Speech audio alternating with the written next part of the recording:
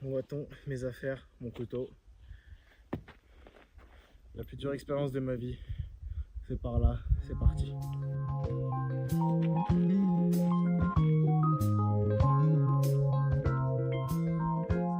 Du coup, je laisse derrière moi là-bas le magnifique Spitzkoppe. Et je suis tout seul, au milieu du désert du Namib. Je me dirige vers là-bas. C'est pas la montagne finale, c'est là où je dors ce soir. Je pense que c'est à peu près au bout de l'horizon. Ça doit être à 30 km, donc ça peut être très bien si je fais ça ce soir. Et c'est aujourd'hui, il me reste 4 heures avant qu'il fasse nuit.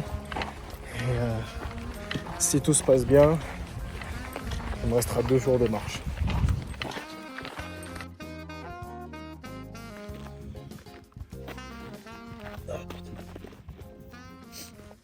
Bon,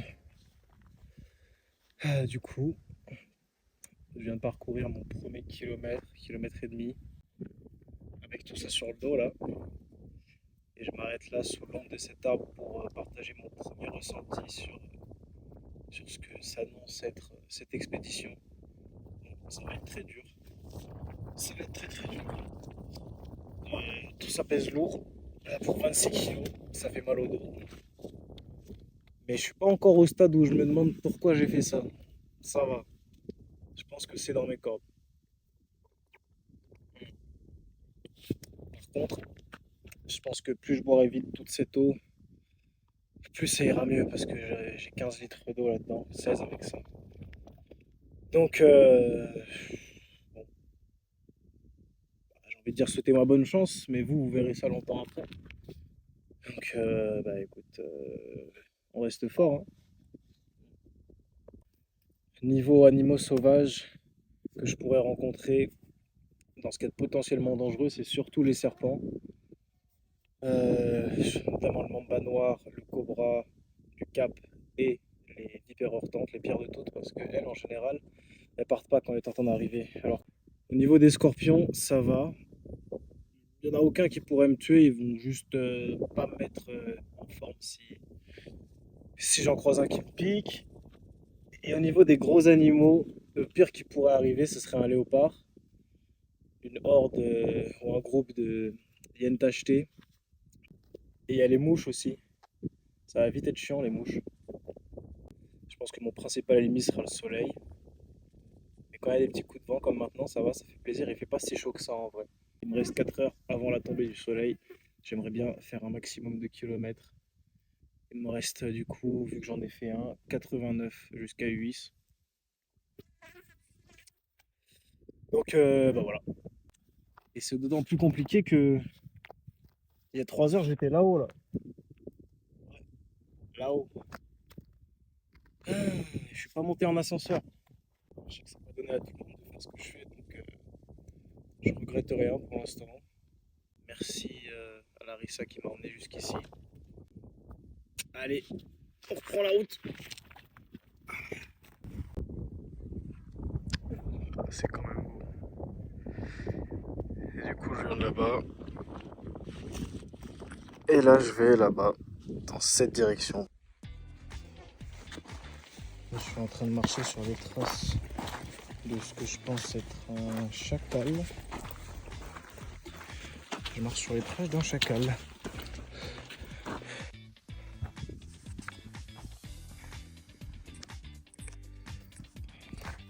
Bon, c'est ma 3e pause en 4 km et demi. J'en fais une par kilomètre parce que le sac est vraiment lourd. Le paysage est de plus en plus désertique. C'est vraiment désolé. Donc en soi, je suis content de porter toute cette eau, même si elle me fait mal au dos, parce que si je devais en trouver là moi-même, ce serait impossible.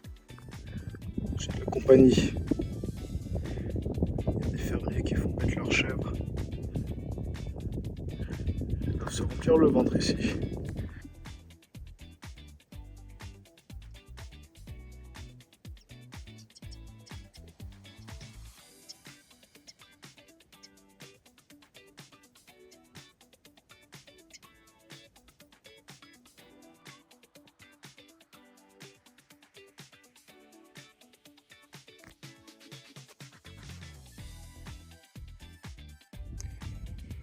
Bon, il est 17h30.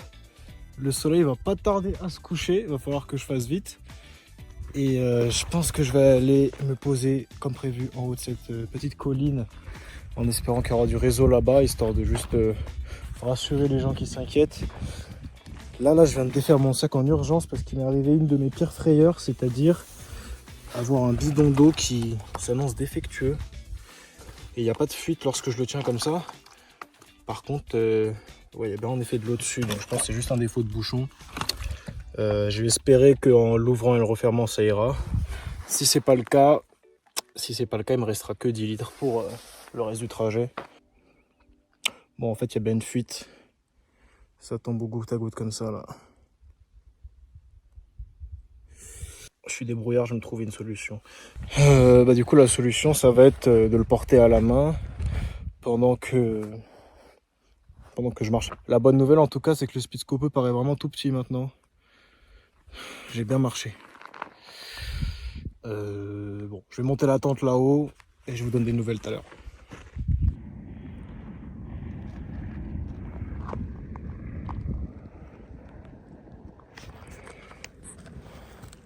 C'est la troisième voiture que je croise.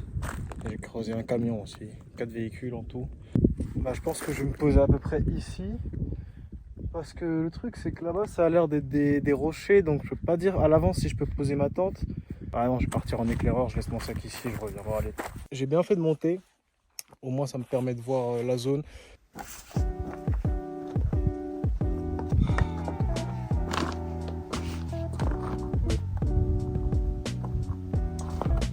Bon, j'ai bien fait de venir avant, parce que le terrain, vraiment impraticable pour mettre sa tente. C'est que du caillou. Que des gros cailloux partout, c'est pas pratique. Et ça me permet de voir un peu les alentours. On voit bien le Brandberg là-bas, on le voit beaucoup mieux qu'avant, j'ai bien avancé. Donc ça c'est cool. Pour vous montrer ça. Voilà, c'est là que je vais. Il doit rester 80 km, on le voit comme ça. Sur ce magnifique coucher de soleil. Maintenant plusieurs bonnes raisons d'être monté quand même. Je vais monter la tente en face du Spitzkope et on se retrouve dans le camp. Donc là je suis en train de redescendre de la montagne. Et là-bas le tout petit point là, c'est mon sac.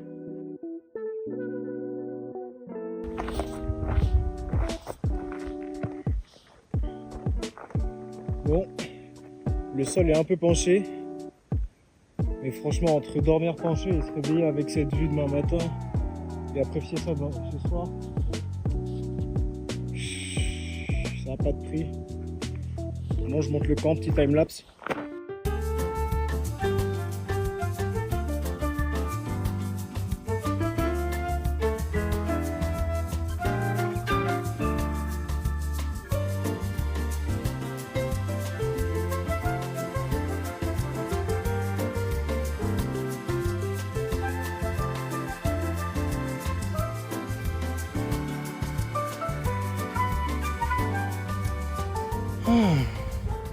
Après cette longue journée, j'ai fini de monter la tente. On voit là-bas au loin les montagnes Rongo et là-bas le Spitzkope d'où je viens.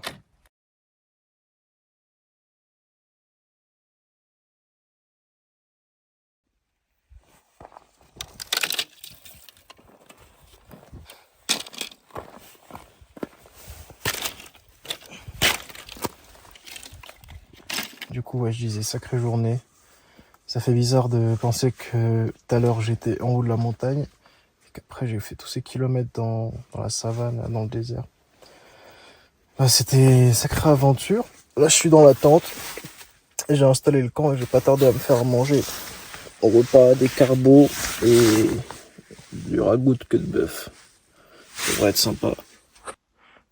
Là, c'est la vue là depuis la tente. Donc, il fait nuit noire, j'ai faim. C'est l'heure de me faire à manger, c'est parti. Je pose ça là. Hop. Et regardez-moi si c'est pas beau là, ce petit spot. Je disais ça tout à l'heure. Alors du coup, si je fais ça. Oula. T'allumes ou bien?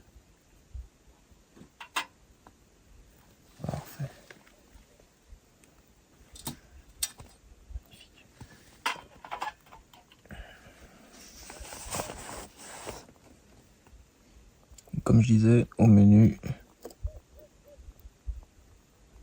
soupe de queue de bœuf et les carbos. Les carbos qui sont là. J'adore ce que je fais, putain.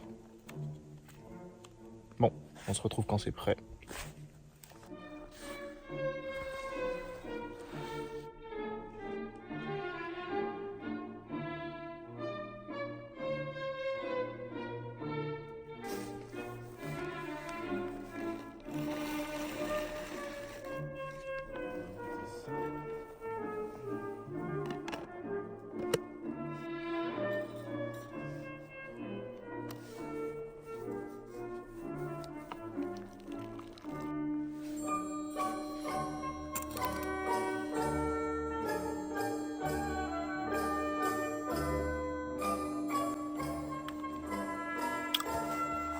Je vais goûter ça tout de suite.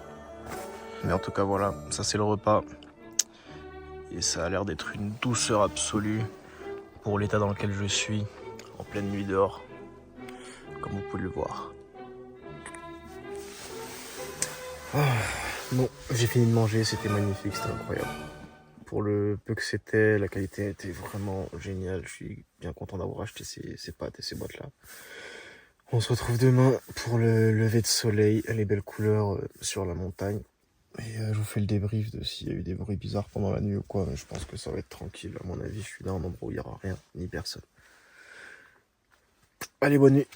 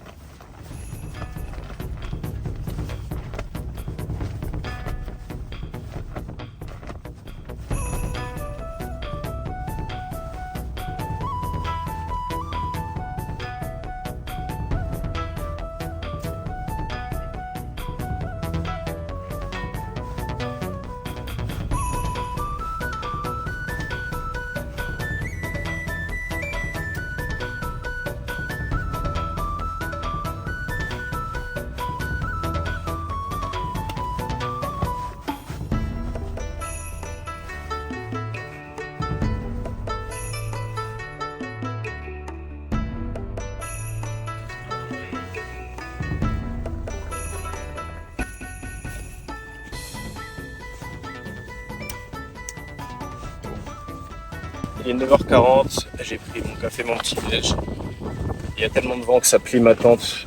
C'est comme un gentil rappel que faut pas traîner. Je pense qu'à 10h j'aurai fini de plier tout ça et on sera parti. Let's go. Bon, il est 10h, le vent se lève, moi aussi. Toutes mes affaires. Il reste à peu près rien sur le camp. On y va.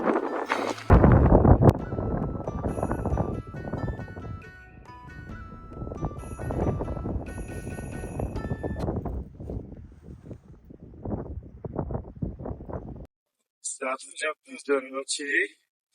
Je vois que j'ai fait à peu près 6 km depuis ce matin. Du coup, je disais, je viens à cette colline là-bas. Là-bas, hop. Ça me fait plaisir d'avoir presque dépassé ces deux montagnes. J'utilise ça comme repère depuis tout à l'heure.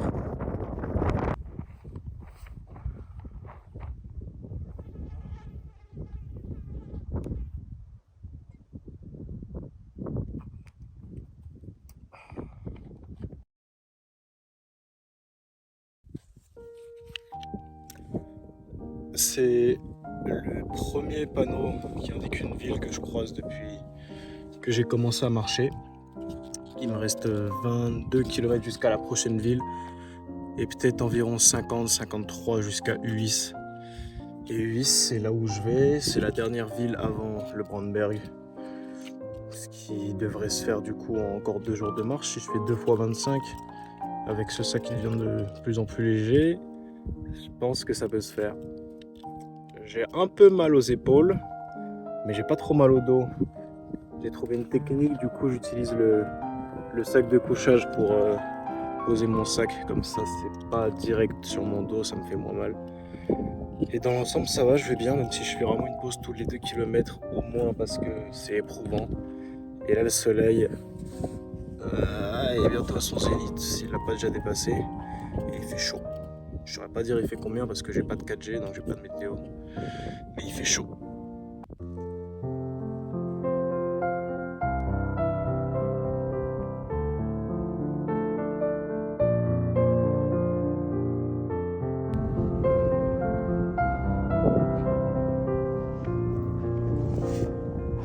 Heureux, il est 16h30. J'ai passé la journée à marcher avec le gros sac qui est de plus en plus léger, même s'il doit toujours peser un bon 24 kilos, je pense. Et à part ces beaux paysages désertiques, j'ai pas vu grand chose si ce n'est quelques lézards et encore des troupeaux de chèvres et quelques fermiers. Donc voilà. Et j'ai avancé de 15 km environ.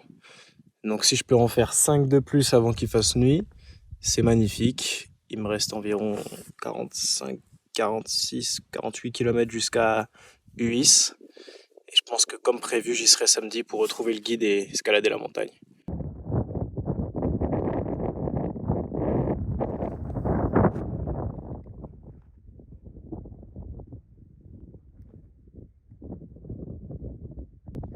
La montagne commence à disparaître à l'horizon. Là, elle est vraiment petite pour le coup par rapport à quand j'étais en bas, quoi. Le soleil se couche dans 1 heure.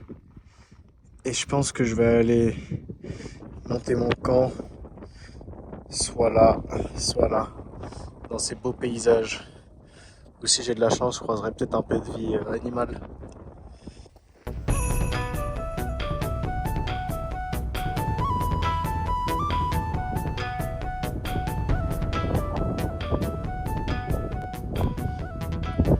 On se retrouve après que j'ai escaladé cette jolie colline. Et je pense que je vais mettre mon camp ici. Je vais l'installer là. Je vais devoir bouger quelques cailloux, mais ça ira.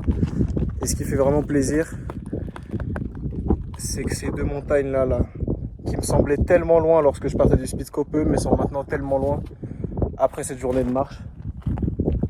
Et là-bas au fond, en rose, c'est la montagne dont je viens.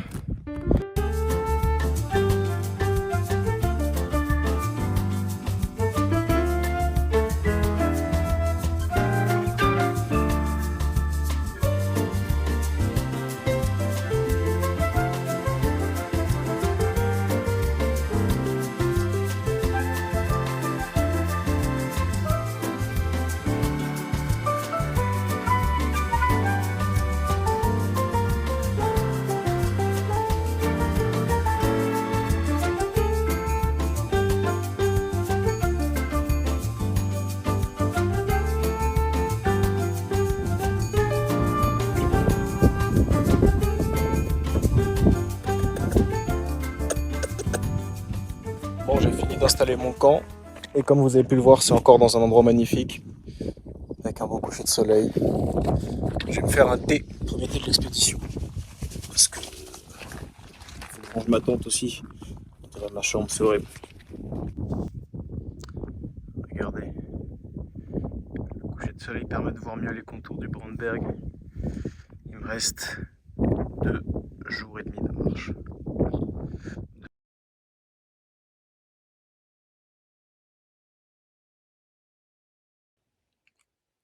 Coucou. Je vais pas vous faire un débrief en soi, où c'est ce qui s'est passé. Mais du coup, après toute cette journée de marche, me voilà dans la tente. J'ai bu mon thé, je suis bien.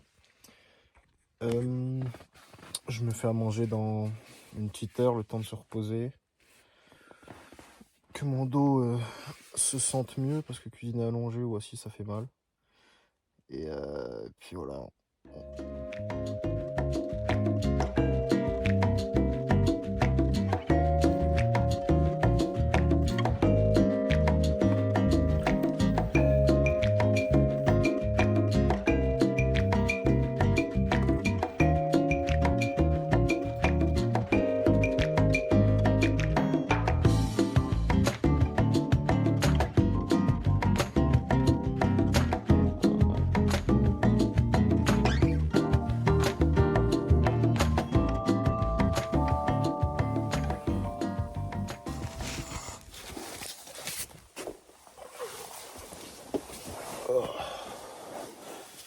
Bon, il est 9h30.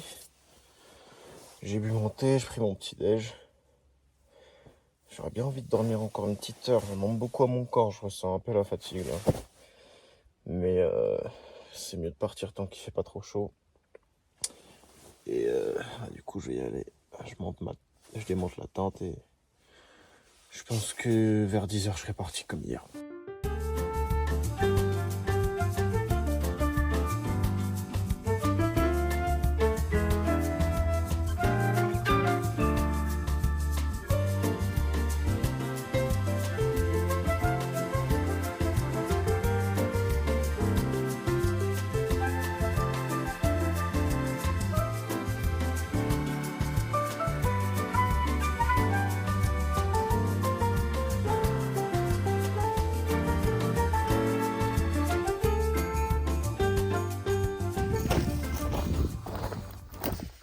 J'ai démonté le camp, je suis prêt.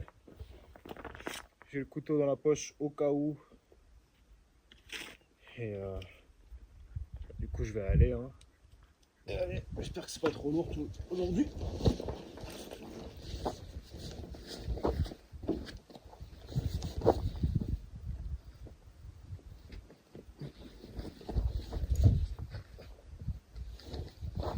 C'est carrément plus léger.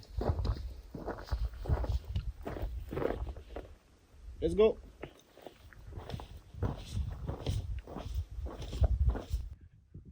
Au fil de ma marche, je croise beaucoup de ces arbres tournés. C'est le vent qui fait ça lorsqu'il y a des grosses tempêtes. J'espère que ça me tombera pas dessus, en fait il n'y a pas de raison. On m'aurait prévenu si c'était la saison, mais bon, c'est quand même effrayant. Si je tombe sur une tempête de sable, vous allez bien rire. Le sac paraît beaucoup moins lourd qu'hier. Ça c'est parce que j'ai cuisiné et bu pas mal. Et du coup, voilà dans quoi je m'avance. Donc si avant c'était de la savane, là c'est vraiment de plus en plus un vrai désert.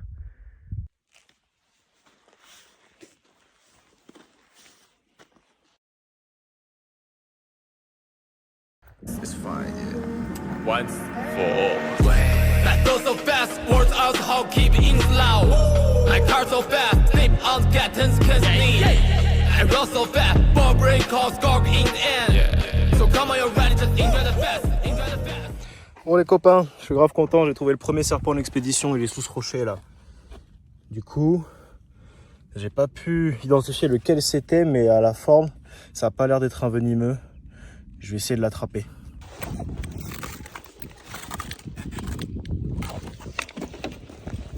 Ok, premier serpent de l'expédition.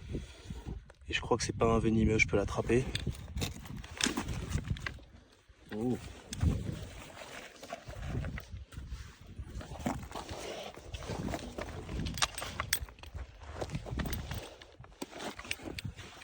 Ok, je pose mes affaires. Je suis content de ne pas avoir fait ça pour rien. Donc je sors mon Pokédex. Et du coup, il me semble que le petit machin que je vais essayer d'attraper là, c'est soit un serpent à carène occidental, mais plus probablement un serpent des sables du Karoo. Bon, j'ai rien noté vis-à-vis de la dangerosité, ça veut dire que je peux l'attraper. Je vais faire ça tout de suite. Il est sous ce rocher là. Bon, regardez-moi ça, c'est pas beau. Ah, je suis trop content, je rêvais d'attraper un serpent. Parfait. Je peux le manipuler. Des beaux grands yeux. C'est bien un serpent des sables, c'est ce que je pensais. Sa longue tête allongée. Son aspect calme, il n'a pas envie de mordre, il sait que ça sert à rien. Et du coup, même si là je l'empêche un peu de bouger au cas où, parce que bon, je suis quand même pas un herpétologue, hein, ça se trouve, il peut me faire des surprises. Mais voilà, regardez ça. Pas beau.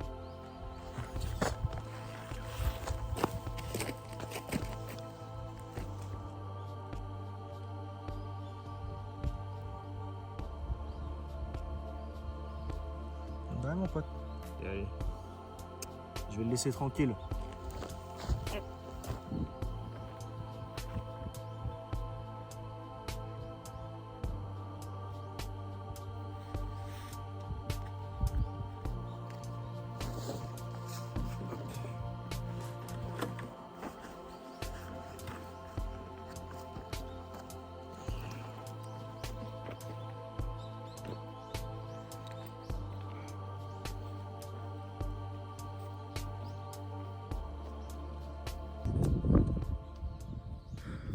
10h15. Petite pause. Je pense que la prochaine, je la prendrai là-bas, ou un peu plus loin. Je me ferai une petite soupe. Et regardez tout ce que j'ai déjà parcouru. On voit à peine. Voilà. Et il me reste tout ça.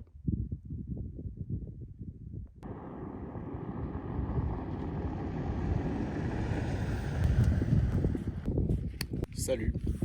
Il va se faire 12h40. Je me suis posé avec mes affaires sur ce petit amas rocheux en granit pour pouvoir mettre mon sac à l'ombre et me faire une soupe à l'abri du vent.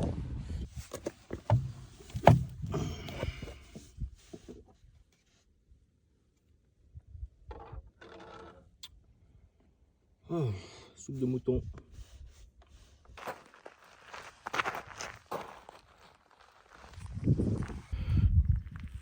Je suis en train de passer entre ce col de montagne et là je suis dans le lit d'une rivière asséchée. C'est la première fois que je vois des arbres qui dépassent les 6-7 mètres de pistrip. Faut que je fasse attention parce que c'est dans ce genre d'arbres qu'aiment bien se cacher les léopards pour manger leur proie. Et c'est exactement dans ces montagnes, dans ces petits sommets rocheux là, qu'ils aiment bien chasser. Mais bon, la probabilité que j'en croise un est tellement faible que je suis plus inquiet de croiser des chiens méchants.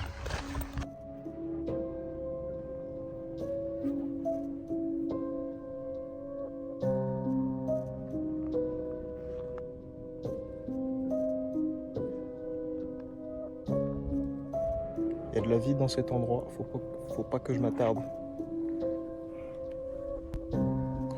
Ma route continue par là. Je finis de traverser et il me restera environ 32 km jusqu'à Ulysse que je dois faire entre cette fin d'après-midi et demain. Faut rester fort.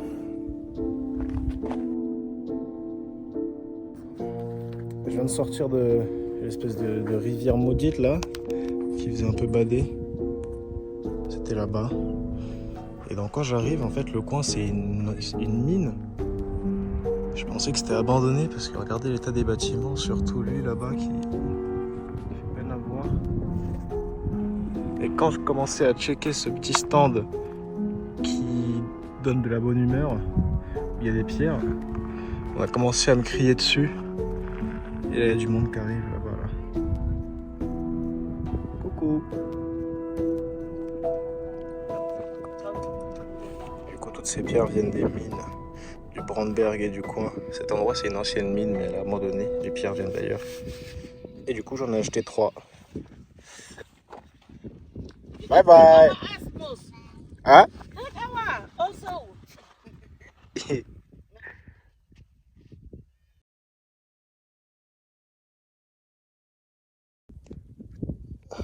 Je suis sorti du village, je suis peut-être 2-3 km plus loin. Ça m'a pris d'un coup, mais j'ai extrêmement mal aux épaules. Après, c'est normal, fallait s'y attendre. Le sac il pèse toujours. Franchement, c'est bon. Toujours 16 kg sur mon dos là. J'ai presque fini le deuxième bidon d'eau. Il ne me restera plus qu'à cuisiner ce soir et boire demain. Et regardez, ça c'est ma route. Extrêmement désertique. On va faire avec. Et il me reste 28 km, je pense, jusqu'à Ulysse. Techniquement, je pourrais les faire ce soir, hein. Mais bizarrement, j'ai pas envie de marcher la nuit. Et je suis fatigué, donc je pense que le mieux, ce serait que j'en fasse encore 8 là. Il me reste 2 heures de marche avant qu'il fasse nuit. C'est parti, je pars dans 5 minutes. Une nouvelle qui redonne le sourire. J'ai déjà fait plus de 50 km. C'est sympa. Regardez ce que je vois pas derrière ces montagnes là. C'est de là-bas que je viens. Regardez dans quoi je marche. Je suis vraiment un malade en vrai. Le vrai désert pour de vrai cette fois. C'était déjà le désert avant, il faisait chaud, il n'y avait pas d'eau. Mais là c'est le désert comme dans les films. Rien. Juste rien. Le soleil qui tape.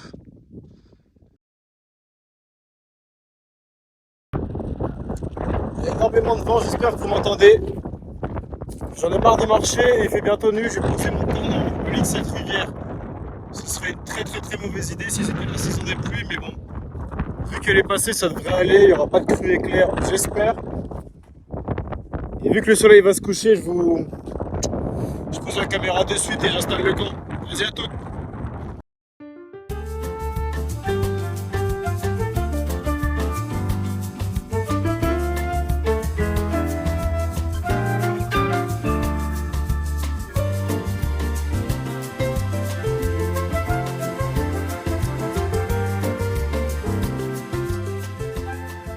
Encore un magnifique coucher de soleil sur le Brandberg.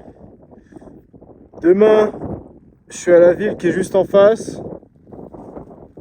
Et après-demain, je suis là-haut. Peut-être dans 3 jours. On verra ça.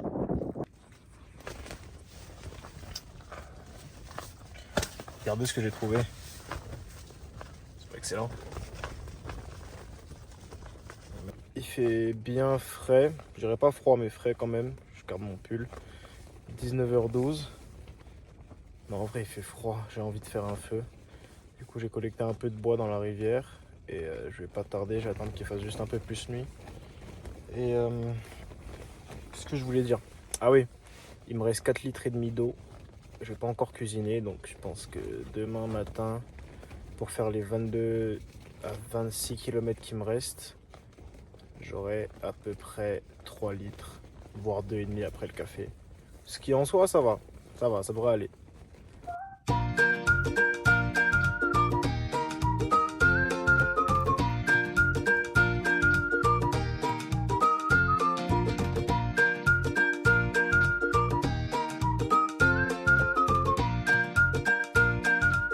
Il est 8h, je me réveillais, mais je me demandais pourquoi je voyais pas le soleil. Il y a du brouillard dans le désert. Énorme brume. Le temps est mouillé.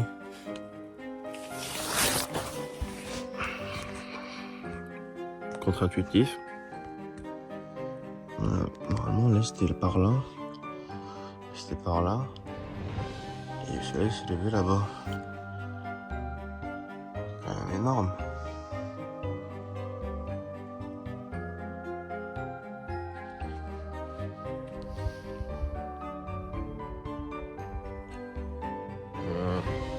Le pire c'est qu'il fait froid et je suis dans le désert.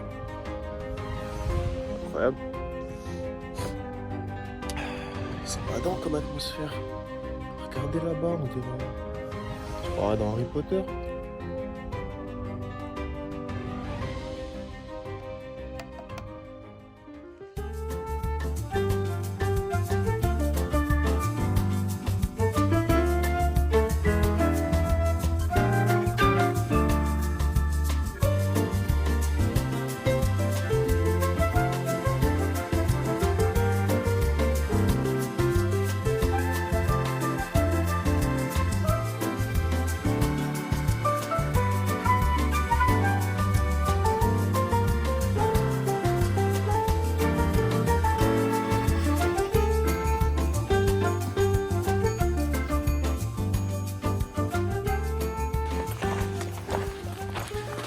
9h40, toujours un peu de brouillard mais ça commence à se dissiper, je vois enfin le soleil, c'est apaisant, c'est rassurant aussi. Et du coup je repars, dernier jour de marche jusqu'à Uvis, il me reste 25-26 km, peut-être 22, j'en sais rien. Le Google Maps marche pas, vu que j'ai pas de 4G, j'ai eu sur la carte. Mais bon, ça devrait le faire. Allez, c'est parti.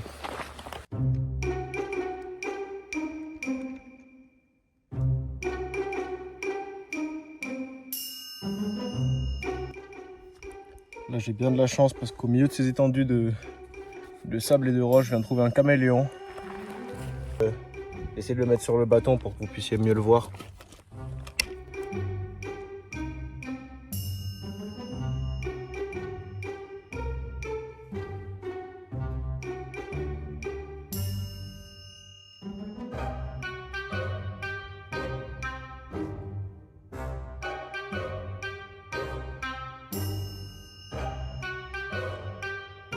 Je suis bien content d'avoir vu ce bel animal. Regardez-moi ça. J'espère qu'il va pas me tirer à l'angle là, comme ils font dans les documentaires. Regardez, il change de couleur. Magnifique.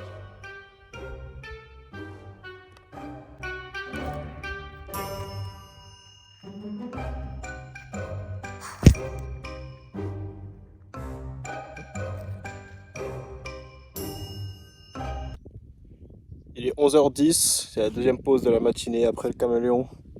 Et il me reste pile 20 km. Voilà. Donc faut pas traîner. J'aimerais bien arriver à max 16h, histoire d'avoir le temps de bien manger, bien me reposer dans la ville. Et du coup, faut pas traîner, j'y vais. Let's go.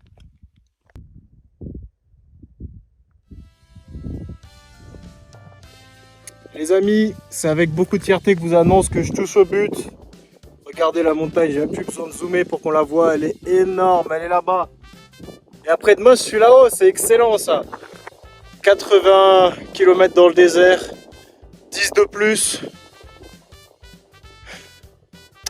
Ah, je suis bien fier de moi.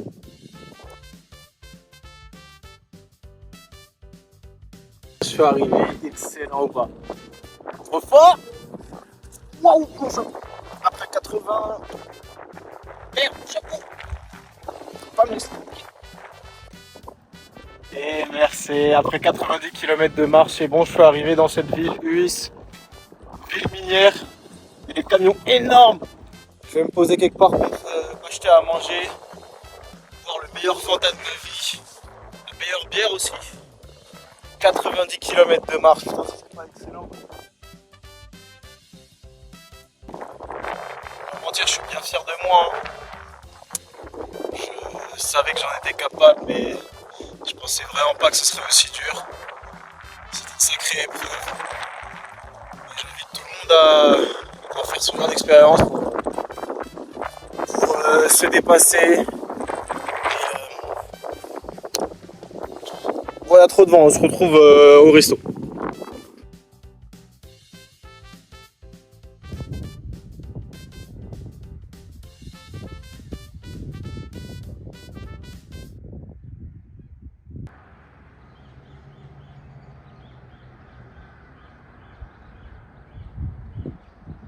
Voici mon objectif de demain.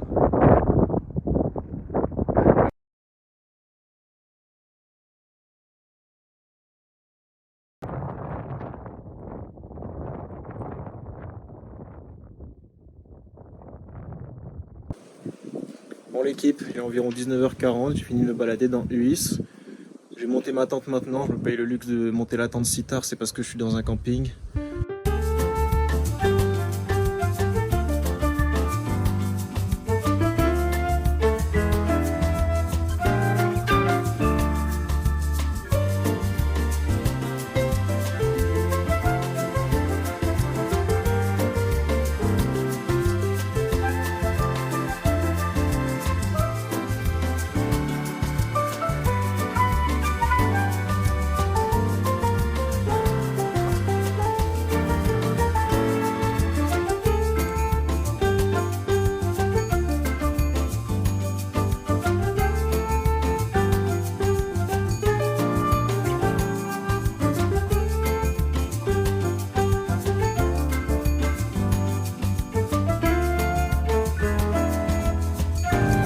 Les copains, il est 11h20, j'ai récupéré le guide et là c'est l'heure de se diriger vers la montagne dans ce magnifique Gamos. Regardez-moi ça, c'est pas beau?